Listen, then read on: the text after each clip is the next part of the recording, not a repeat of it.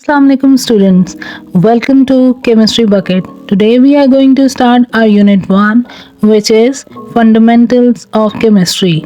In today's lecture we are going to discuss about the Muslim period, definition of chemistry and branches of chemistry. We are moving towards the introduction of this chapter.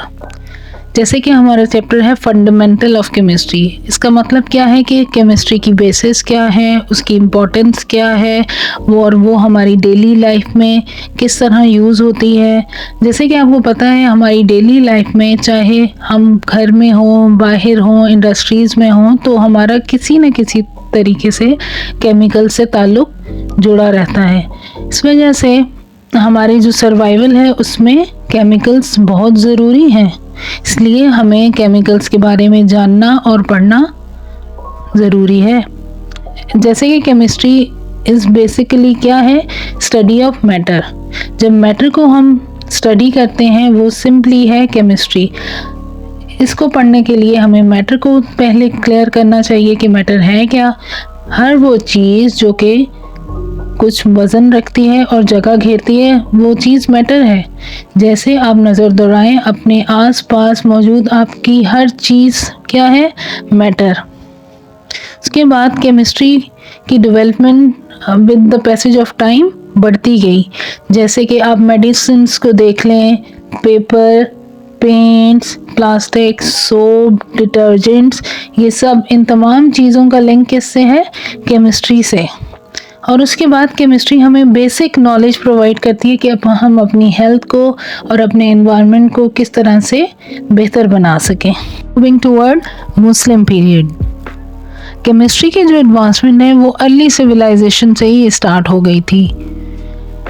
इसमें Egyptians ने, Romans ने, Greeks ने और Muslims ने बहुत हद तक contribute किया। लेकिन जो मुस्लिम पीरियड था और जो मुस्लिम साइंटिस्ट थे उनकी जो कंट्रीब्यूशन है वो बहुत ज़्यादा थी और जिन्हें आज दिन तक याद रखा जा रहा है।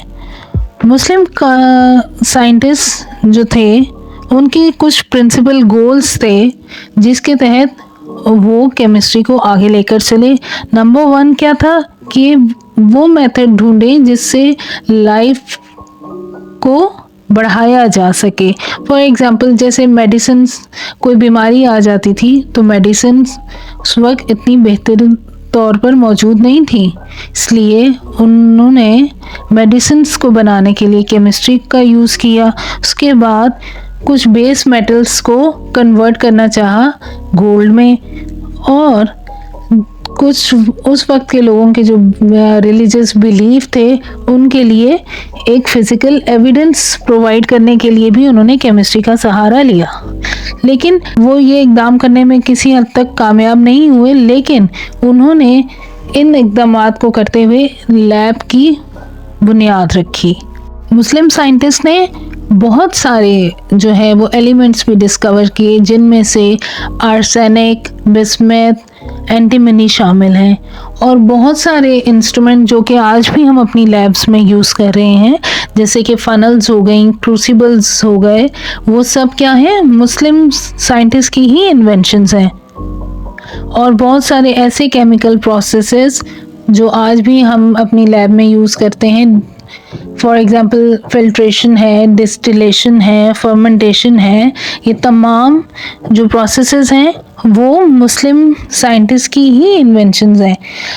बेसिकली जो मुस्लिम साइंटिस्ट हैं उन्होंने एक बेस प्रोवाइड की मॉडर्न केमिस्ट्री को।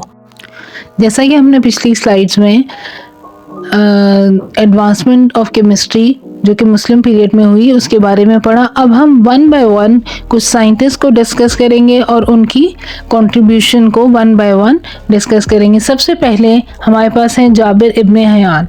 जाबिर बिन हयान को फादर ऑफ केमिस्ट्री के नाम से जाना जाता है, और जो लेबॉर्ट्री की बेसिस फाउंडेशन है वो जाबिर बिन हयान ने ही रखी। और जो डिफरेंट केमिकल प्रोसेसेस जो कि लैब्स में यूज़ होते हैं, फॉर एग्ज़ाम्पल फिल्ट्रेशन है, डिस्टिलेशन है, सब्लिमेशन है और मेटल की एक्सट्रैक्शन है, वो तमाम प्रोसेसेस जाबिर बिन हयान ने ही इन्वेंट किए। और उनकी जो एक और जो मेन कंट्रीब्यूशन है, उन्होंने नाइट्रिक एसिड और हाइड्रोक्लोरिक एसिड की प्रिपरेशन की और वाइट लेड की। बिन हयान के बाद अब नेक्स्ट साइंटिस्ट हैं मोहम्मद इब्ने ज़करिया अल राज़ी। अल राज़ी जो हैं वो सिर्फ केमिस्ट ही नहीं थे, उसके साथ साथ वो एक फिजिशियन भी थे और एक फिलोसोफर भी थे। इन्होंने अप्रॉक्सीमेटली 26 बुक्स लिखी, लेकिन उनमें से सबसे ज़्यादा फेमस हुई अल असरार।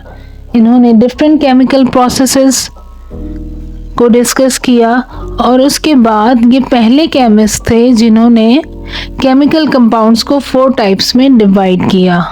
और इनकी जो मेन कंट्रीब्यूशन थी वो थी preparation of alcohol by the process of fermentation. Next scientist हैं अल बैरूनी। इन्होंने केमिस्ट्री की फील्ड में डिफरेंट केमिकल प्रोसीजर्स और केमिकल कॉम्बिनेशन को इंट्रोड्यूस करवाया। और इनकी जो मेन कंट्रीब्यूशन है केमिस्ट्री के अंदर वो है कि इन्होंने डिफरेंट सब्सटेंसेस की डेंसिटीज को फाइंड आउट करने का तरीका बताया। इन्हीं के बाद अब हैं इब्ने सीना। इब्ने सीना को generally Aristotle of Muslim world कहा जाता है। इन्होंने 100 से ज़्यादा बुक्स लिखी। इनकी जो मेन कंट्रीब्यूशन है वो मेडिसिन्स में है, मैथमेटिक्स में, एस्ट्रोनॉमी में, मेडिसिनल केमिस्ट्री और फिलॉसफी में है।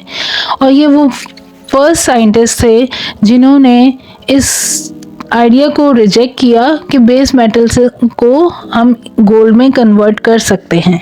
Now we are going to define what is basically chemistry is. Chemistry is basically the study of material and the substance of the world in which we live. It may also define as the study of the matter is known as chemistry. Chemistry is basically deals with the composition, structure and the properties of the matter. The changes occur in the matter and the laws and the principle under which these changes occur. I have studied earlier that chemistry is the study of matter. अब इसको understand करने से पहले हम matter को discuss करेंगे। What is basically matter is?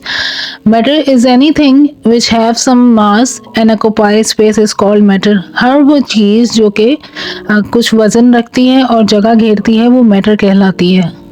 आप अपनी सराउंडिंग्स में देखें, कोई भी ऐसी चीज़ नहीं है जो कि मैटर नहीं है।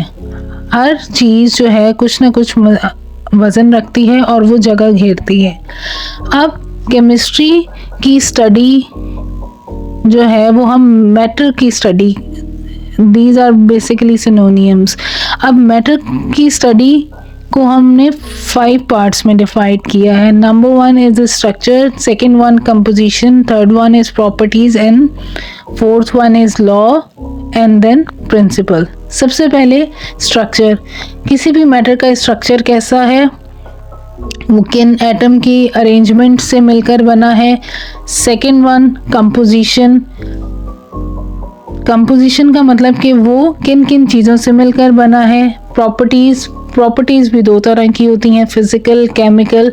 फिज़िकल प्रॉपर्टीज़ जो कि ज़ाहिरी तौर पर हमें नज़र आती हैं, उसका स्ट्रक्चर, उसका कलर, उसका टेस्ट, ये तमाम चीज़ें जो आ जाती हैं फिज़िकल प्रॉपर्टीज़ के अंदर।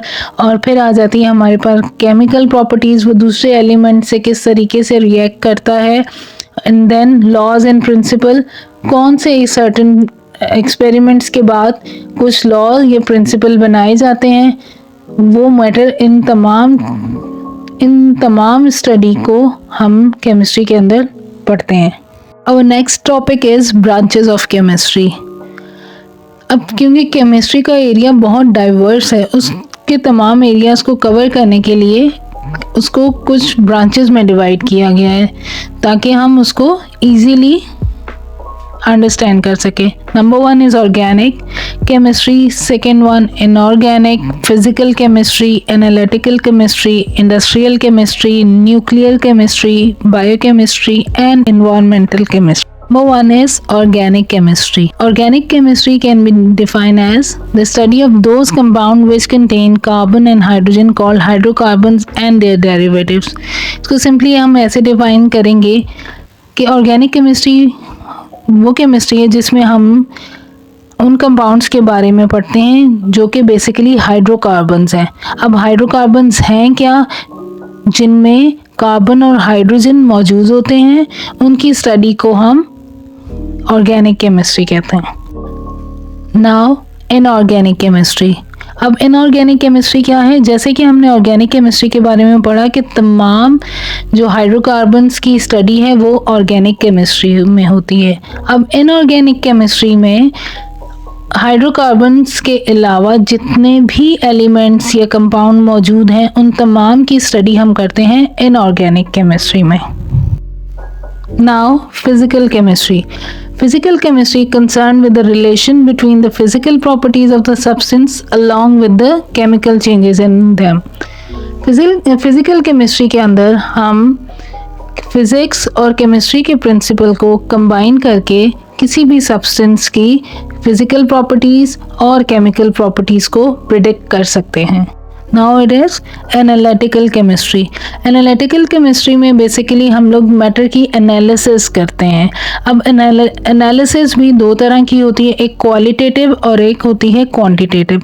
क्वालिटेटिव में हम उसकी टाइप, काइंड, इसके बारे में इस तरह से एनालिसिस करते हैं मैटर की, और दूसरी होती है क्वांटिटेटिव एनालिसिस जो कि अमाउंट या नेचर को डिस्क्राइब करती है। सिंपली आप इसको इस तरीके से समझ लीजिए कि हम एनालिटिकल केमिस्ट्री में सिंपल किसी भी मैटर की या सब्सटेंस की हम एनालिसिस करते हैं। Industrial chemistry.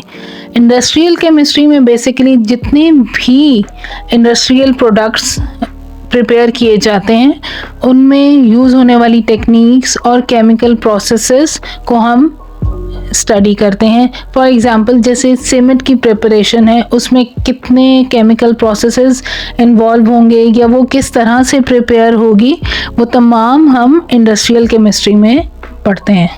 Now moving toward nuclear chemistry.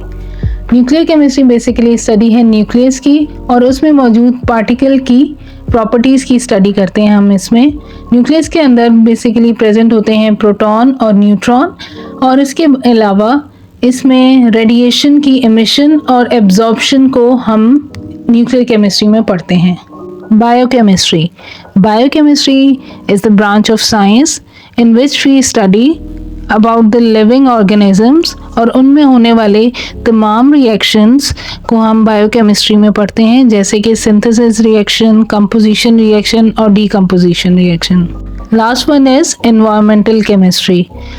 Environmental chemistry में हम एनवायरनमेंट में मौजूद तमाम केमिकल सब्सटेंस और इनका आपस में इंटरेक्शन और इनका इम्पैक्ट एनवायरनमेंट में हम एनवायरमेंटल केमिस्ट्री में पढ़ते हैं। फॉर एग्जांपल इसमें हम पोल्यूशन, कार्बन साइकिल, इकोसिस्टम और इसमें मौजूद लिविंग ऑर्गेनिज्म और नॉन लिविंग ऑर्गेनिजम्स का आपस में इंटरेक्शन हम डिटेल में एनवायरमेंटल केमिस्ट्री में पढ़ते हैं। So that's all for today's lecture. आने वाले लेक्चर्स में हम मज़ीद चैप्टर 1 को एक्सप्लोर करेंगे और अपनी इंफॉर्मेशन में इजाफा करेंगे। Thank you for watching.